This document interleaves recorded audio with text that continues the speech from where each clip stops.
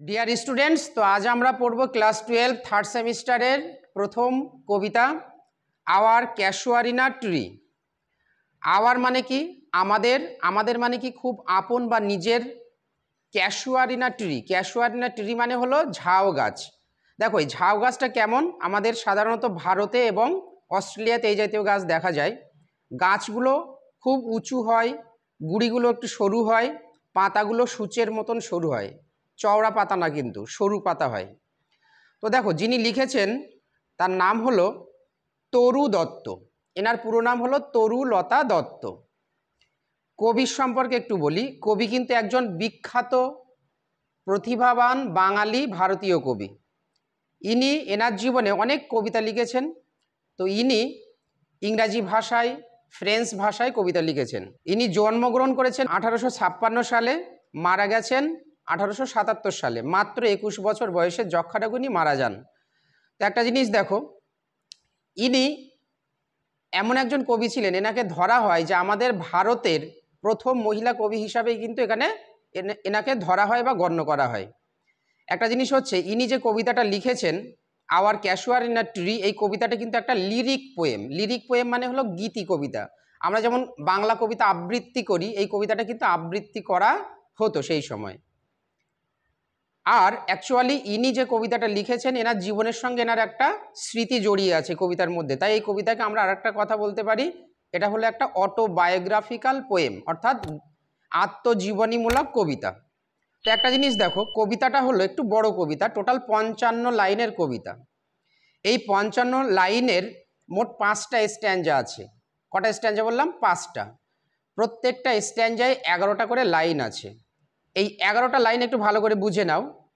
উনি কি করেছেন, 11টা লাইনের প্রথম 8 লাইন ওইটাকে নাম দিয়েছেন অক্টেভ, মানে হলো অষ্টক। সনেট কবিতার যেমন প্রথম 8 লাইনকে অক্টেভ বলা হয়, ঠিক তেমন পরে যে শেষে 3 লাইন আছে, ওই শেষের 3 লাইনকে উনি বলছেন যে TerrSet, rhythmic TerrSet. Rhythmic TerrSet মানে হচ্ছে তোমার একটা ছন্দময় টারসেট, শেষের 3 লাইন।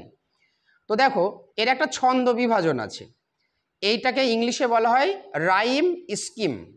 রাইম স্কিম মানে কি ছন্দ বিভাজন। তো ছন্দ বিভাজনটা দেখো আমাদের বোর্ডে দেওয়া আছে, A B B A, C D D C, ই ই ই। এইগুলো কি?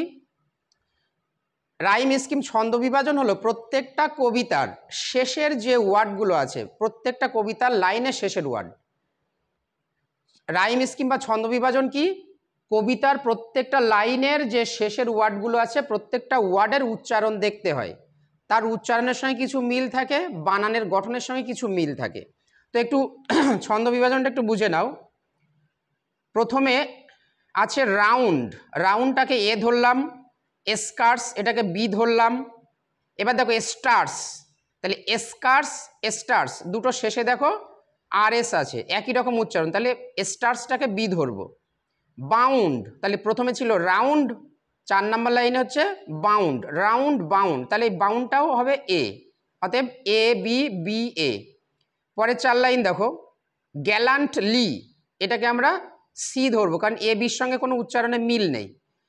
আর হাং, হাংটার সঙ্গে গ্যালান্টলির কোনো মিল নেই, তাহলে এটাকে হাংটাকে ডি ধরবো। এবার অ্যামাং, পরের লাইন দেখো অ্যামাং, হাং অ্যামাং, দেখো শেষে দুটোই এনজি আছে, তাহলে এটাও ডি হবে, অ্যামাংটা হবে ডি। আর পরের লাইনে আছে বি, তাহলে দেখো গ্যালান্টলি বি, ই জাতীয় উচ্চারণ হচ্ছে, তাহলে হবে গ্যালান্টলি হবে সি, বিটা হবে সি। আর হাং আর অ্যামাং একই রকম হচ্ছে, তাই দুটো হবে ডি। শেষের 3 লাইন দেখো ওভারফ্লোজ, এটাকে আমরা ই ধরবো কারণ আগে এ বি সি ডির সঙ্গে কোনো মিল নেই। ক্লোজ, এটাও ই ধরবো। রিপোজ, এটাও ই ধরবো, 3টে ই হবে, তাহলে ওভারফ্লোজ, ক্লোজ, রিপোজ। দেখো শেষে সব বর্গীর জ আসছে, ঠিক আছে। তো এই হলো রাইম স্কিম। পরের যে স্ট্যাঞ্জাগুলো আছে সবকটা স্ট্যাঞ্জার কিন্তু ওই রকম, A B B A, C D D C, ই ই ই। এটা হলো এই কবিতার রাইম স্কিম। তো একটা জিনিস দেখো, এই যে কবিতাটা নেওয়া হয়েছে, কোথা থেকে নেওয়া হয়েছে? উনি একটা কবিতা লিখেছিলেন, কবিতা সংকলন, সেটা 1882 সালে প্রকাশিত হয়। সেই সোর্সের নাম হলো, যেখান থেকে নেওয়া হয়েছে সেটার নাম হলো ancient ব্যালাডস and legends of Hindustan, ancient ব্যালাডস and legends of Hindustan, এটা হলো তোমার সোর্স, উৎস। দেখো কবিতার বিষয়বস্তু হলো কবি যখন খুব ছোট, উনি তো জন্মেছিলেন আমাদের ভারতে, কলকাতায়, তো উনি এবং ওনার দুই ভাই বোন ছোটোবেলায় ওই যে ক্যাশুয়ারিনা ট্রি বলা হয়েছে ওই গাছের তলায় ওনারা খেলা করতেন, আনন্দ করতেন। গাছটা খুব সুন্দর ছিল, গাছে সুন্দর লাল ফুল ফুটতো এবং গাছটাকে খুব সুন্দর দেখাতো, গাছটা খুব শক্তিশালী, অনেক পুরনো গাছ। গাছটাকে কবি খুব ভালোবাসেন, তার স্মৃতি এবং কবি এবং কবির ভাই বোনেরা যে ওখানে খেলা করতেন তাদের যে একটা স্মৃতি রয়ে গেছে, সেই স্মৃতি নিয়ে উনি অনেক বয়স হয়ে গেছে, উনি আর দেশে নেই, বিদেশে আছেন, বাইরে আছেন।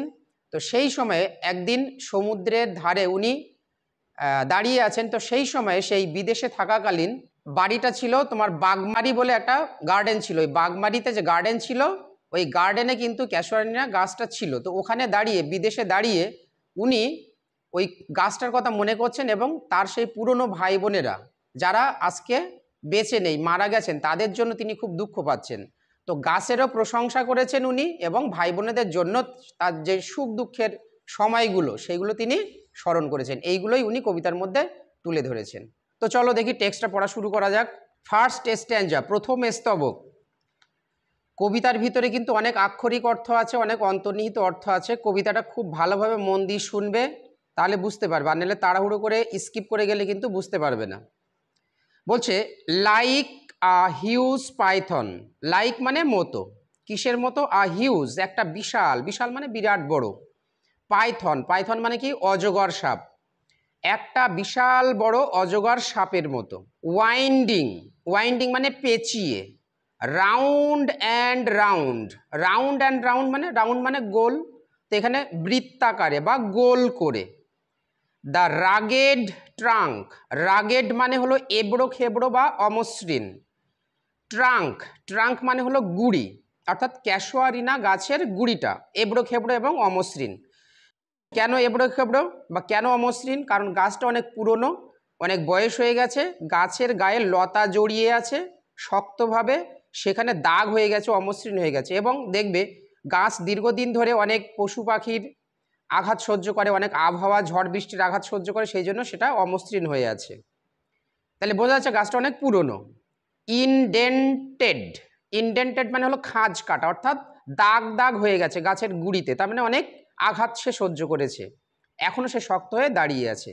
ডিপ গভীর, এবং সে দাগগুলো গভীর।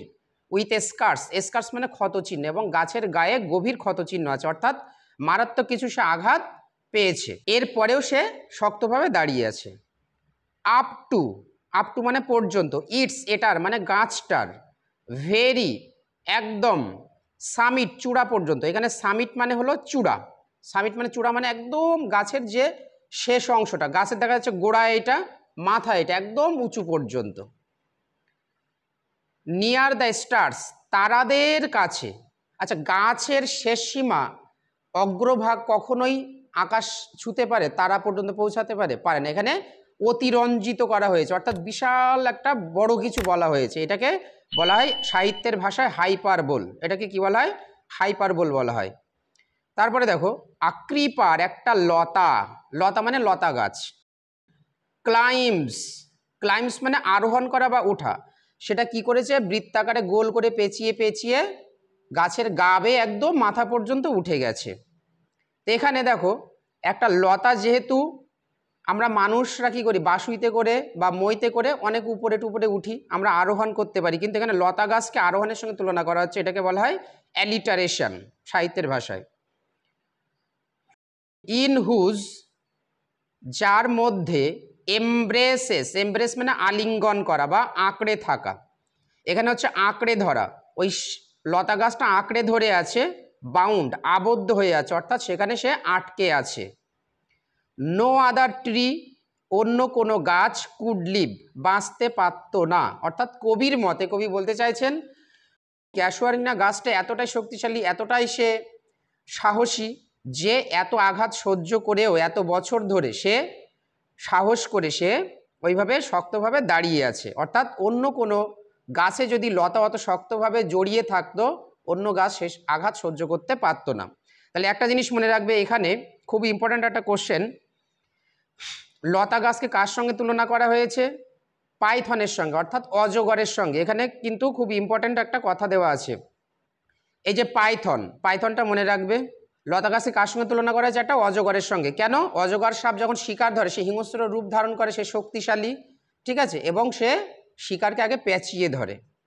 তারপরে নেক্সট দেখো, বাট কিন্তু, গ্যালান্টলি সাহসের সঙ্গে, দ্য জায়ান্ট ওই দৈত্য, এখানে জায়ান্ট মনে রাখবে, জায়ান্ট বলতে কাকে বোঝানো হয়েছে? এখানে জায়ান্ট বলতে ক্যাসুয়ারিনা গাছটাকে বোঝানো হয়েছে।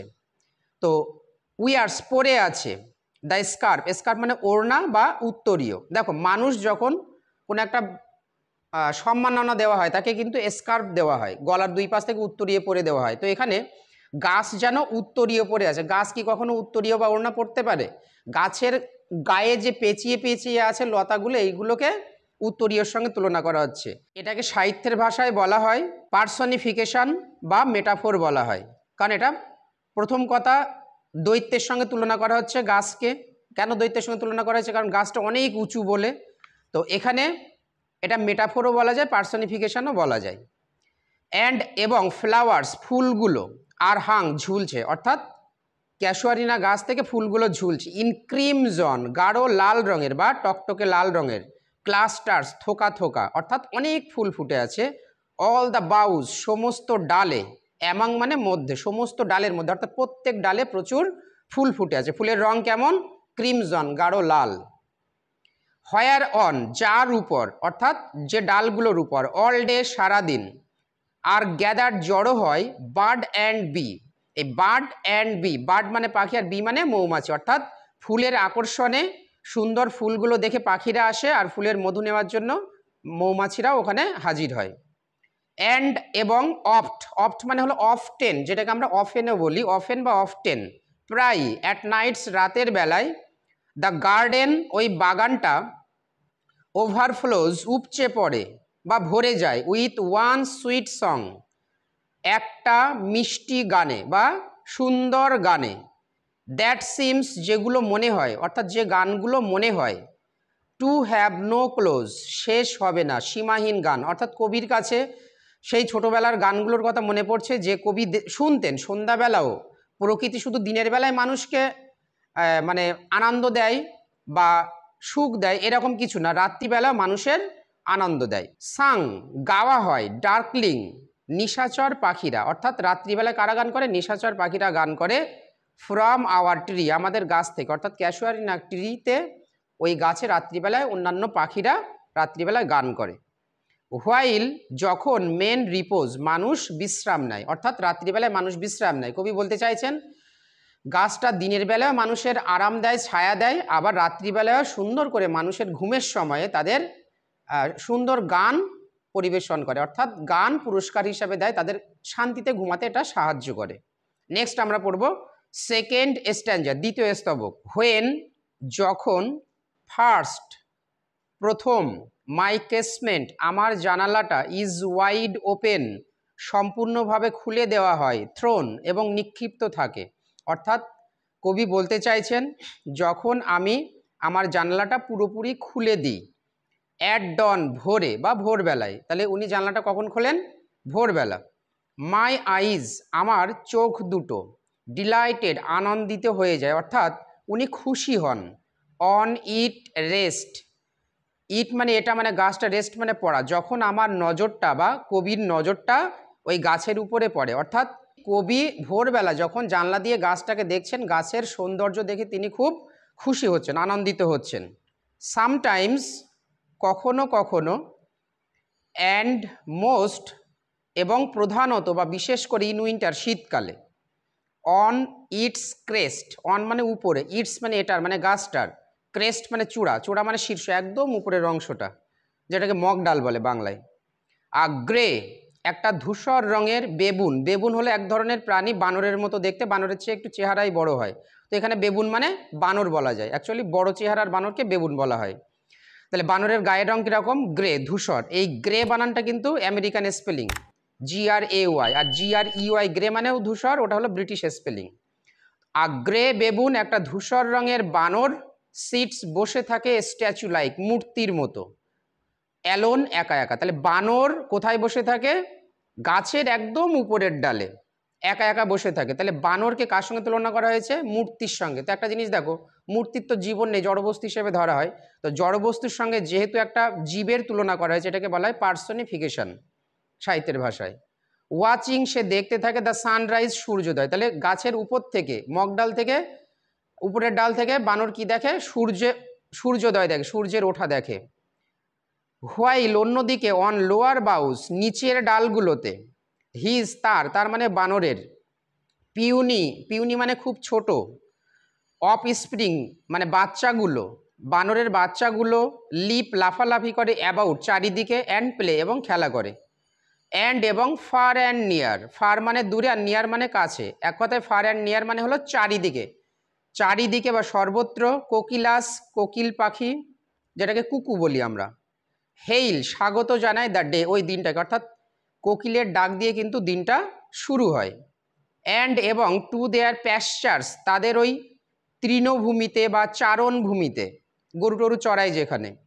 ওয়েন্ড, ওয়েন্ড মানে হলো পা টেনে টেনে চলা। আওয়ার, আমাদের। স্লিপি কাউজ, ওই ঘুমন্ত গরুগুলো, অর্থাৎ গরুগুলো ভোরবেলা যাচ্ছে মাঠে গাছের পাশ দিয়ে, তো তারা টলমলো পায়ে আস্তে আস্তে ওই গাছের পাশ দিয়ে চারণভূমিতে যায়। অ্যান্ড এবং, ইন দ্য শ্যাডো, ওই ছায়ায়, on the broad tang, in the shadow মানে ছায়া পড়ে, ওই যে গাছের ছায়াটা পড়ে। অন দ্য ব্রড, ওই চওড়া, ট্যাঙ্ক জলাশয়ে, কাস্ট যেখানে ছায়া ফেলে, অর্থাৎ কাস্ট মানে এখানে ছায়া ফেলা। পাশে, গাছের পাশে একটা বড় জলাশয় ছিল, ওই জলাশয়ে কি হয়? গাছের ছায়াটা পড়ে। বাই দ্যাট হোর ট্রি, বাই মানে পাশে, দ্যাট ওই, হোর মানে প্রাচীন, ট্রি মানে গাছ, অর্থাৎ ওই প্রাচীন যে গাছটা আছে ক্যাসুয়ারিনা ট্রি, ওর পাশে একটা বড় জলাশয় আছে, আর ওই জলাশয়ে গাছের ছায়াটা পড়ে। সো বিউটিফুল, এতটা সুন্দর দেখায়, অর্থাৎ গাছের ছায়াটা খুব সুন্দর দেখায়। অ্যান্ড ভাস্ট, এবং সেটাকে অনেক বড় মনে হয়, জলাশয়টা অনেক বড়।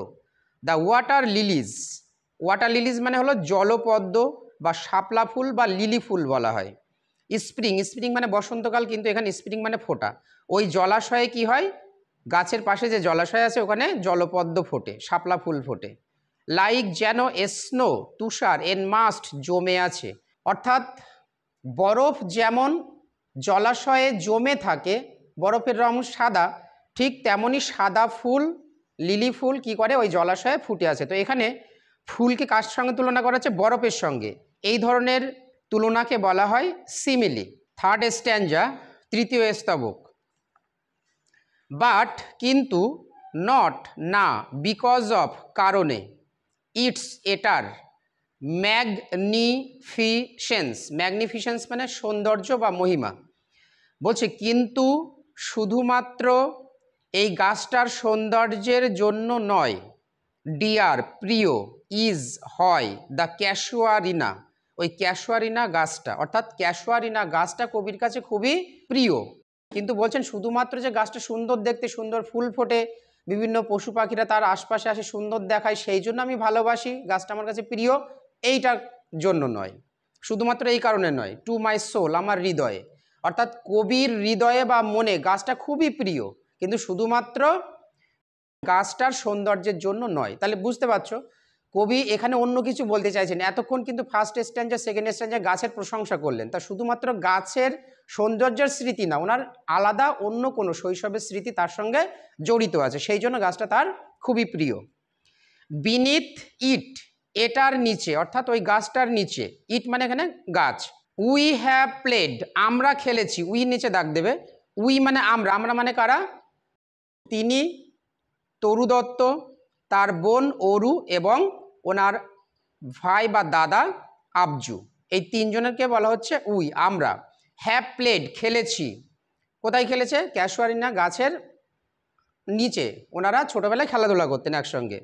দো যদিও, ইয়ার্স অনেক বছর, মে হয়তো, রোল গড়িয়ে গেছে, উনি বলছেন অনেক বছর হয়তো চলে গেছে বা অনেক বছর হয়তো পেরিয়ে গেছে, তবু আমার এখন মনে পড়ছে যে আমি, আমার ভাই এবং আমার বোন ওখানে ছোটোবেলায় খেলা করতাম।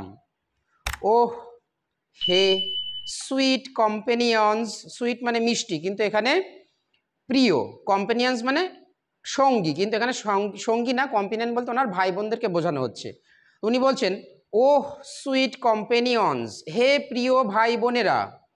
এ ভাই বোন বলতে অরু আর আবজুকে বোঝানো হচ্ছে। লাভড ভালোবাসতাম, মানে উনি ওনার ভাই বোনদেরকে খুব ভালোবাসতেন। উইথ লাভ ইন্টেন্স গভীর ভালোবাসা দিয়ে, অর্থাৎ উনি কিন্তু বলছেন আমি গাছটাকে যেমন ভালোবাসতাম সেই সময়ে এখনও ভালোবাসি, ঠিক তেমনই আমার ভাই বোনদের আমি সেই সময় যতটা ভালোবাসতাম এখনও ততটাই ভালোবাসি। অর্থাৎ উনি সেই মারা যাওয়া সেই পুরনো ভাই বোনদের কথা উনি স্মরণ করছেন। ফর ইয়োর শেকস, ফর মানে জন্য, ইয়োর মানে তোমাদের, শেকস মানে জন্য। ফর ইয়োর শেকস মানে তোমাদের জন্য, অর্থাৎ তোমাদের স্মৃতির জন্য, অর্থাৎ ভাই বোনদের স্মৃতির জন্য। শ্যাল দ্য ট্রি গাছটা, মানে ওই ক্যাসুয়ারিনা গাছটা, বি থেকে যাবে, এভার চিরকাল বা সারা জীবন। ডিয়ার মানে প্রিয়। তাহলে কবি বলতে চাইছেন ক্যাসুয়ারিনা গাছটা আমি যে আমার ভাই বোনদের ভালোবাসতাম তাদের জন্য, তাদের স্মৃতির জন্য, অর্থাৎ আমার ভাই বোনদের কথা যখনই মনে পড়বে তখন আমার গাছটার কথা মনে পড়বে। এইভাবে ওই গাছটা সারা জীবন আমার স্মৃতিতে থেকে যাবে। ব্লেন্ড, ব্লেন্ড মানে হলো মিশে যাওয়া, মিশে গিয়ে, উইথ ইয়োর ইমেজেস তোমাদের স্মৃতির সঙ্গে, অর্থাৎ ভাই বোনেদের স্মৃতির সঙ্গে মিশে গিয়ে, ইট এটা, শ্যাল অ্যারাইজ জেগে থাকবে। অর্থাৎ কবি বলতে চাইছেন যখনই আমার ভাই বোনেদের কথা মনে পড়বে, ভাই বোনেদের স্মৃতির কথা মনে পড়বে, তখনই আমার গাছটার কথা মনে পড়বে, অর্থাৎ গাছটা আমার স্মৃতিতে বেঁচে থাকবে। ইন মেমোরি স্মৃতিতে, টিল যতক্ষণ না পর্যন্ত, দ্য হট টিয়ার্স, হট মানে উষ্ণ, টিয়ার্স মানে অশ্রু, চোখের জল। এখানে উষ্ণ জল বলতে, উষ্ণ অশ্রু বলতে বোঝানো হচ্ছে বেদনাদায়ক যে অশ্রু। ব্লাইন্ড মানে কি ঝাপসা করা, ব্লাইন্ড মানে অন্ধ, কিন্তু এখানে অন্ধ না, ঝাপসা করা, যতদিন ঝাপসা না হয়ে যায়। মাইন আইজ আমার দৃষ্টি, এখানে আইজ মানে চোখ না, দৃষ্টি। অর্থাৎ কবি বলছেন যে যতদিন না পর্যন্ত আমার দৃষ্টি ঝাপসা হয়ে যাবে উষ্ণ বা বেদনাদায়ক অশ্রুতে, ততদিন আমার সেটা স্মরণে থাকবে। অর্থাৎ কবি এখানে খুব দুঃখ প্রকাশ করছেন। কবি বলছেন যখনই প্রিয় ভাই বোনদের কথা মনে পড়বে বা গাছটার কথা মনে পড়বে উনি অঝরে কাঁদবেন এবং কাঁদতে কাঁদতে খুব ক্লান্ত হয়ে পড়বেন, একদম উনি জীবনের শেষ দিন পর্যন্ত ওই গাছের কথা এবং ভাই বোনদের কথা মনে রাখবেন। হোয়াট ইজ দ্যাট, ওটা কি, ডার্স লাইক শোকগীতের মতো মারমার গুঞ্জন করছে বা মর্মর ধ্বনি শোনা যাচ্ছে। দ্যাট আই হিয়ার যেটা আমি শুনতে পাচ্ছি বা যেটা আমি শুনতে পাই। অর্থাৎ কবি বলছেন গাছ যখন মানে দাঁড়িয়ে থাকে তখন তার পাতাগুলো বাতাসে করে নড়ে এবং দেখবে একটা আওয়াজ হয়। সেই আওয়াজটা কিসের আওয়াজের মতো, একটা মানুষ মারা গেলে শোকগীতি বা দুঃখের গান, স্যাড সং যেটাকে বলে, ওই স্যাড সং যেমন শব্দ শোনায় সেই রকমই ওই গাছের পাতাগুলোর শব্দ কবি শুনতে পাচ্ছেন। উনি মনে করছেন যে গাছগুলো যেন আমার দুঃখে দুঃখিত, গাছেরাও যেন দুঃখ প্রকাশ করছে। লাইক যেন দ্য সি ওই সমুদ্র, ব্রেকিং আছড়ে পড়ছে। দেখো মানুষ আছড়ে পড়তে পারে কিন্তু সমুদ্র কিন্তু আছড়ে পড়তে পারে না, যেহেতু একটু অন্যরকম তুলনা করা হয়েছে। এই যে like the sea breaking on a single beach, এটাকে বলা হচ্ছে সিমিলি সাহিত্যের ভাষায়।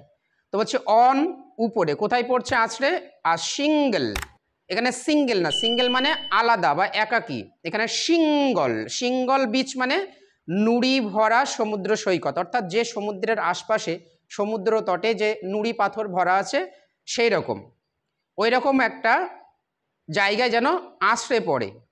It is the trees lament, এটা যেন গাছের বিলাপ বা গাছের কান্না। গাছ কখনো কাঁদতে পারে, মানুষ কাঁদে, গাছটা কিন্তু কাঁদতে পারে। তো মানুষের সঙ্গে একটা জড়বস্তুকে মানুষের সঙ্গে তুলনা করা হচ্ছে, এটাকে বলা হচ্ছে পার্সনিফিকেশন।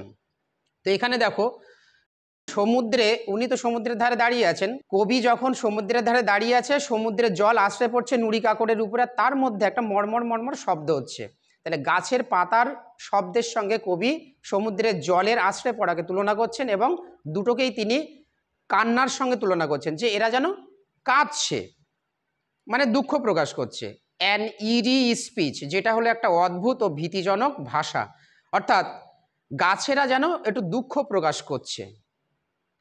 দ্যাট যা, অর্থাৎ গাছের ওই কান্নার আওয়াজটা, হ্যাপলি হয়তো, সম্ভাবনা বোঝাচ্ছে, two the unknown land, unknown মানে অজানা, ল্যান্ড মানে এখানে দেশ, অজানা দেশে মে হয়তো রিচ পৌঁছে যাবে। অর্থাৎ কবি বলছেন গাছেরা এখনও, আমার যে গাছ ক্যাচুয়ারিনা গাছ জেগে আছে, বেঁচে আছে, এখনও বাতাসে পাতাগুলো নড়ছে, তারা যেন কাঁদছে মনে হচ্ছে। অতএব গাছটার কথা আমার যখন মনে পড়ছে তখন গাছেরা যে আমার জন্য দুঃখ প্রকাশ করছে আমাদের জন্য, সেটা যেন আমার কাছে পৌঁছে যায়। তাহলে বোঝা যাচ্ছে কবি কিন্তু যখন এই কবিতাটা ভাবছেন তখন কিন্তু তিনি দেশে ছিলেন না, বিদেশে ছিলেন, বাইরে ছিলেন। তাই বলছে may reach to the unknown land may reach, হয়তো অজানা কোনো দেশে পৌঁছে যাবে, অর্থাৎ উনি তখন আছেন বিদেশে।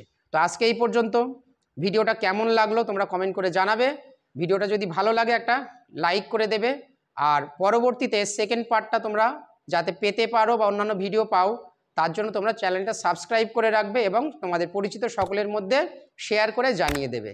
আর আমাদের স্পোকেন ইংলিশের ভিডিও খুব শীঘ্রই আসতে চলেছে, তোমরা স্পোকেন ইংলিশটাও এর সঙ্গে সঙ্গে শিখে নেবে, যেটা ভবিষ্যৎ জীবনে খুবই কাজে লাগবে। তো আজকে এই পর্যন্তই। সকলেই ভালো থেকো, সুস্থ থেকো, বেস্ট অফ লাক।